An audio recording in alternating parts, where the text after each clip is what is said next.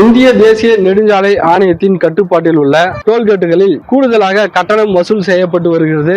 தற்போது நம்முடைய இருக்கக்கூடிய வாகன ஓட்டிகளிடம் கேட்கலாம் வாங்க. கட்டண விலை உயர்வு என்பது கூடுதலாக வசூலிக்கப்பட்டு வருகிறது. இது குறித்து என்ன உங்களோட கருத்து என்னவா இருக்கு? தேசிய நெடுஞ்சாலை மூலியமா வந்து அந்த டோல்கேட் வந்து ரேட் வந்து இன்னைக்கு அதிகமா இருக்கு. 125 ரூபா போட்டிருக்காங்க சார். இது எங்களுக்கு பெரிய அதிர்ச்சி. அது மட்டும் இல்லாம ரோட் டாக்ஸுக்கு வந்து பாத்தீங்கன்னா 5 லட்சத்துக்கு வந்து 60,000 ரூபா வருது சார். 5 லட்சத்துக்கு. அப்ப அந்த பணமெல்லாம் எங்க போகுது? ரோட் டாக்ஸ்னு ஒண்ணு வாங்குறீங்களா இல்லையா?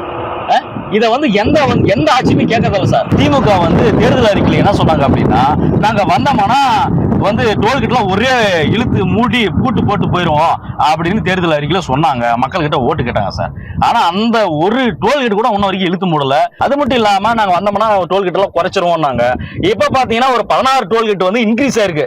நம்மளுமே இங்க நடக்கல. மக்களை ஏமாத்திட்டு இருக்காங்க. நீங்க எதுக்கு இந்த 1000 உதவி தொகை கொடுக்கறது, மத்த உதவி தொகை கொடுக்கறது? டோல்கேட் மேல க்ளோஸ் பண்ணுங்க. வியாபார பொருளாதார எக்கனாமிக்கல் ரேட் வந்து குறையும். அப்ப மக்கள் சந்தோஷமா இருப்பாங்கல்ல. எதுக்கு ஏமாத்து வேலை? இன்னைக்கு பெட்ரோல் விலை ஏறி போச்சு, பருப்பு விலை ஏறி போச்சு, எண்ணெய் விலை ஏறி போச்சு, சக்கரை விலை ஏறி போச்சு. எல்லாத்துக்கும் விலை ஏறி போச்சு. இந்த டோல்கேட் காரணம் மட்டும்தான்.